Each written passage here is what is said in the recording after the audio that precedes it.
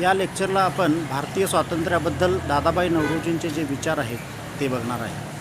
दादाबाई नौरोजींचा जर कालखंड आपण बघितला तर तो 1825 ते 1917 असा आहे आणि हा खूप सुरुवातीचा कालखंड आहे आणि या कालखंडामध्ये भारतामध्ये ब्रिटिशांचं राज्य स्थिर आणि भक्कम व्हायला सुरुवात झालेली होती, जवळजवळ स्थिर झालेलं होतं. आणि या कालावधीमध्ये अजून दोन महत्त्वाच्या घटना घडलेल्या आहेत.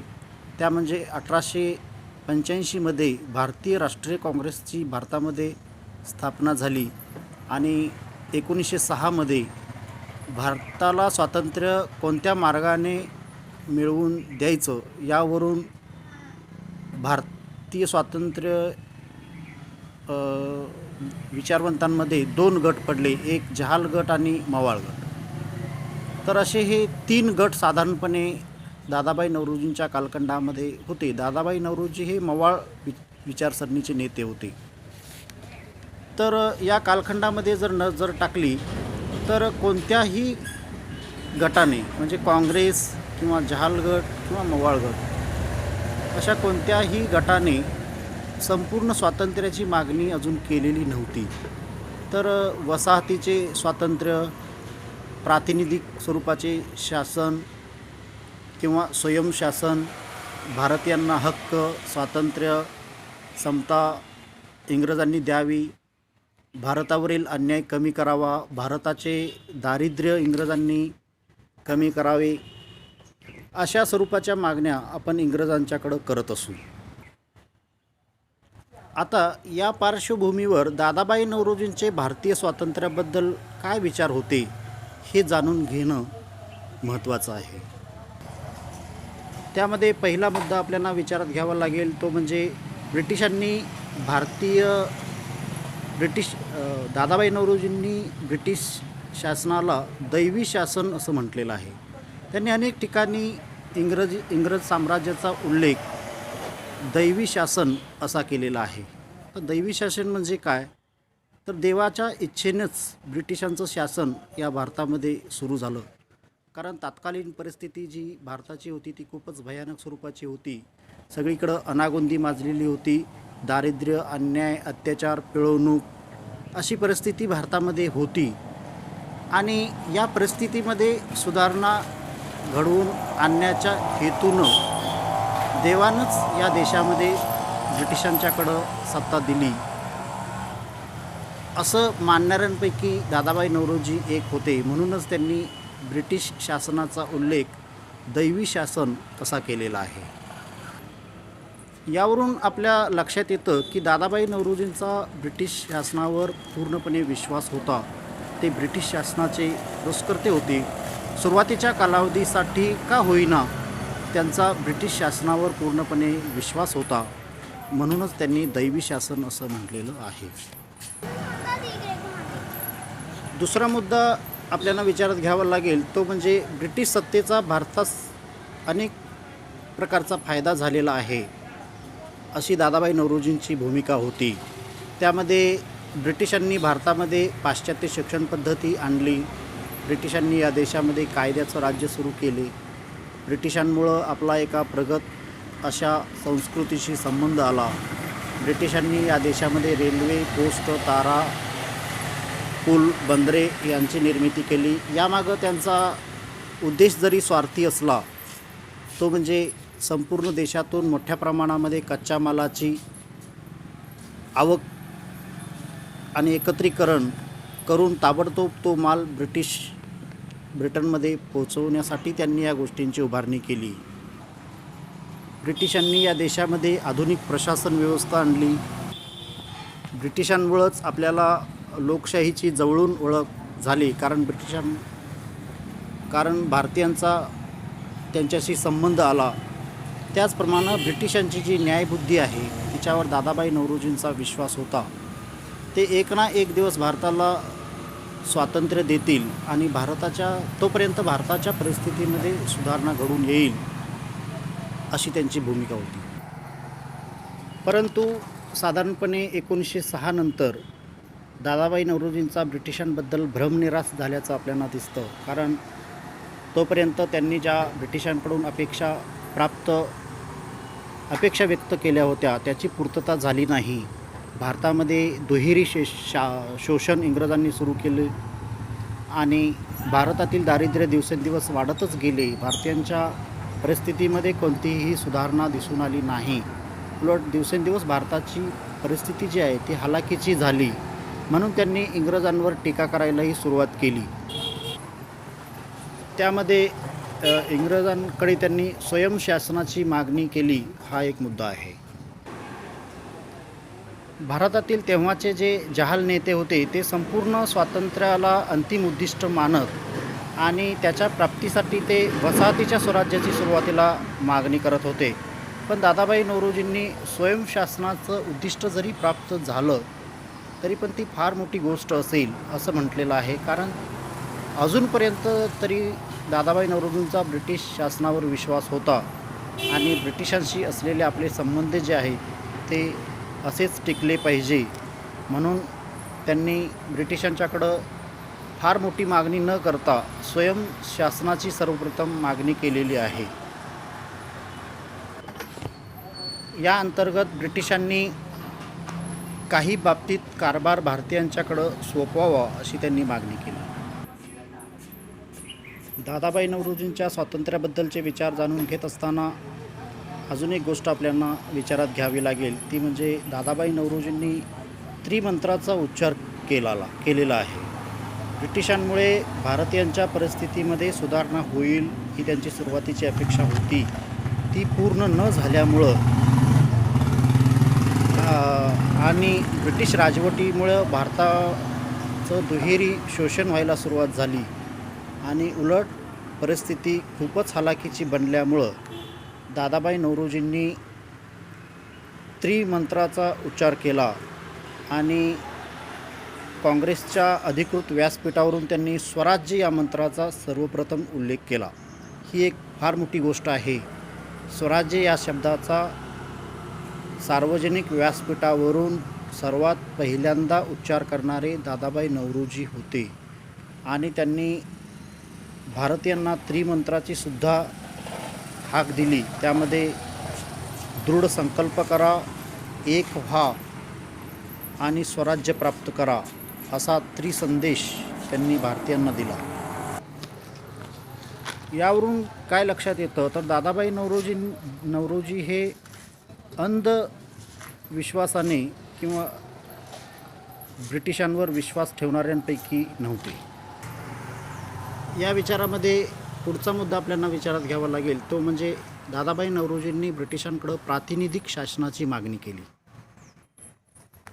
प्रातिनिधिक शासन पद्धती म्हणजे काय तर ब्रिटिशांनी महत्त्वाचे विषय आपल्याकडं ठेवावेत, जसे युद्ध, तह, करार, दळणवळण, चलन, अर्थ आणि बाकीचे जे विषय आहेत त्यामध्ये भारतीयांना सामील करून घ्यावे.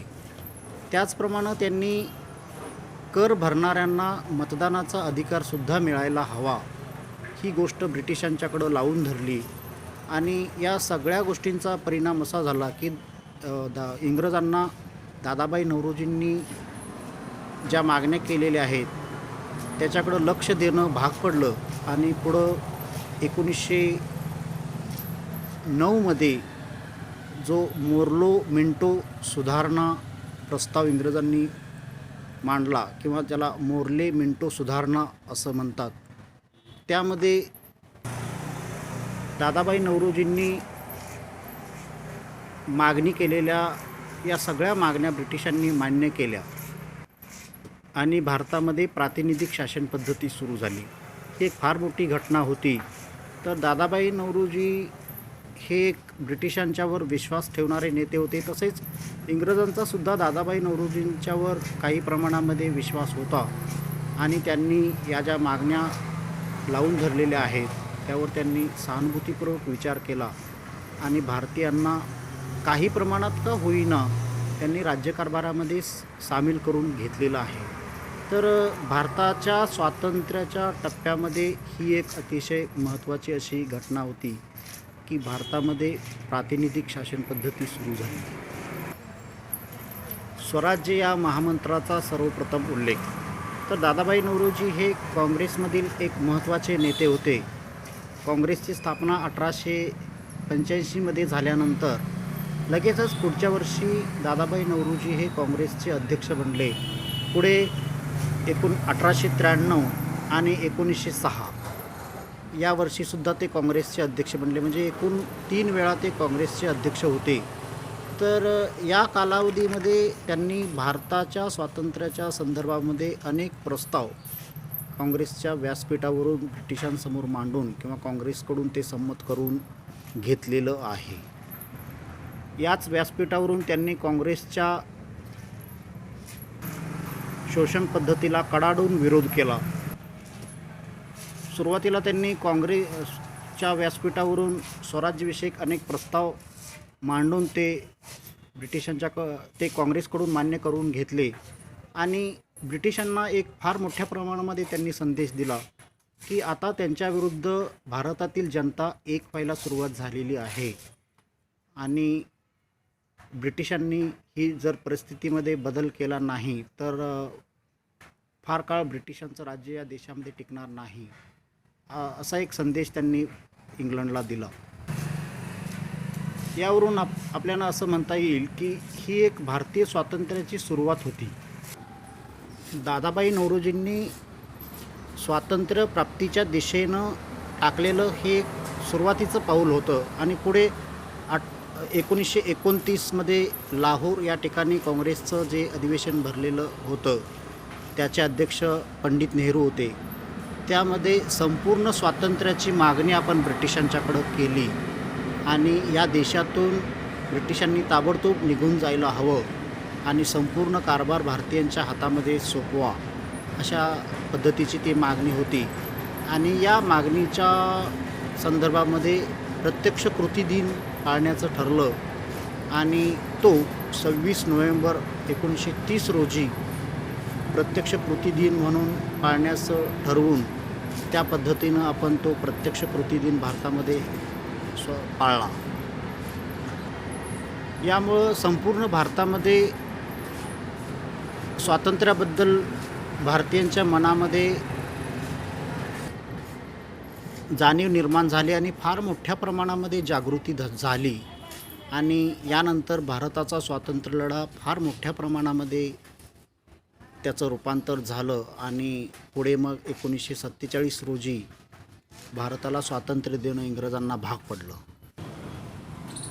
थोडक्यात दादाभाई नौरोजींची ब्रिटिशांवर सुरुवातीच्या कालावधीमध्ये निष्ठा होती आणि इंग्रजांच्याकडून आपल्याला फार मोठे फायदे होतील अशी त्यांची अपेक्षा होती.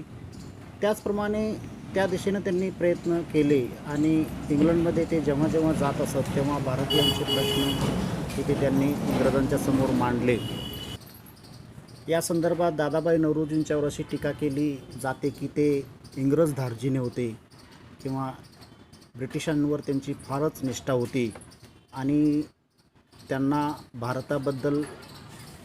भारताच्या स्वातंत्र्याबद्दल फार काही देणं घेणं नव्हतं आणि ते भारताला स्वातंत्र्य मिळावं या विचाराचे नव्हते. परंतु ही टीका जी आहे ती पूर्णपणे चुकीची आहे. दादाभाई नौरोजींनी सुरुवातीच्या कालावधीमध्ये ब्रिटिशांवर निष्ठा ठेवली. त्याला तेव्हाची तात्कालीन परिस्थिती जी आहे ती कारणीभूत होती. भारतामध्ये सर्वत्र अराजकता अनागोंदी माजलेली होती आणि फार मोठ्या प्रमाणामध्ये दोष भारतीय समाजामध्ये निर्माण झालेले होते आणि ही परिस्थिती बदलण्यासाठी इंग्रजांचं राज्य ही एक आपल्याला फार मोठी संधी आहे. या विचारातून त्यांनी इंग्रजांच्यावर निष्ठा व्यक्त केली आणि याच्यामध्ये काही चुकीचं असंही नव्हतं की तेव्हाची जी परिस्थिती आणि वेळ होती तेव्हा कोणीही संपूर्ण स्वातंत्र्याची मागणीच इंग्रजांच्याकडं केलेली नव्हती. आणि दुसऱ्या बाजूला इंग्रजांच्याकडून आपल्याला तेव्हा सुरुवातीच्या कालावधीमध्ये काही फायदेसुद्धा झालेले आहेत की जे आपण मागं बघितले की भारतामध्ये कायद्याचं राज्य सुरू झालं, भारतामध्ये आधुनिक प्रशासन व्यवस्था त्यांनी आणली, आधुनिक शिक्षण पद्धती आणली की त्याच्या अगोदर जी शिक्षण पद्धती होती ती पारंपरिक शिक्षण पद्धती होती आणि त्यामुळं भारतीय तरुणांना जगामध्ये कुठेही नोकरी मिळत नव्हती. इंग्रजांनी जी शिक्षण पद्धती आणली ती विज्ञानावर आधारित होती. त्याच्यामध्ये फिजिक्स, विज्ञान, शेती, आयुर्वेदाबरोबरच मेडिकल इत्यादीवर ती आधारलेली असल्यामुळं ती घेतल्यानंतर भारतीय तरुणांना जगामध्ये अनेक ठिकाणी नोकरीच्या संधी प्राप्त झाल्या, हेही आपल्याला विसरून चालणार नाही, अशी दादाभाई नौरोजींची भूमिका होती. शेवटी आपल्याला असा निष्कर्ष काढावा लागेल की दादाभाई नौरोजी हे पूर्णपणे अंधपणे त्यांनी इंग्रजांच्यावर निष्ठा ठेवली नाही. सुरुवातीच्या कालावधीमध्ये त्यांनी काही अपेक्षा ब्रिटिश सरकारकडून व्यक्त केलेल्या होत्या, परंतु त्याची पूर्तता झाल्या नाहीत किंवा भारतीयांच्या परिस्थितीमध्ये फार काही सुधारणा झाली नाही. उलट भारतीयांचं दुहेरी शोषण व्हायला सुरुवात झाली. म्हणून त्यांनी इंग्रजांच्यावर टीका करायलासुद्धा मागे पुढं बघितलेलं नाही आणि पुढं त्यांनी भारतीयांना स्वयंशासन, प्रातिनिधिक शासन इत्यादी प्रकारच्या स्वातंत्र्याच्या मागण्यासुद्धा इंग्रजांच्याकडून प्राप्त करून घेतलेल्या आहेत. हेही आपल्याला विसरता येणार नाही.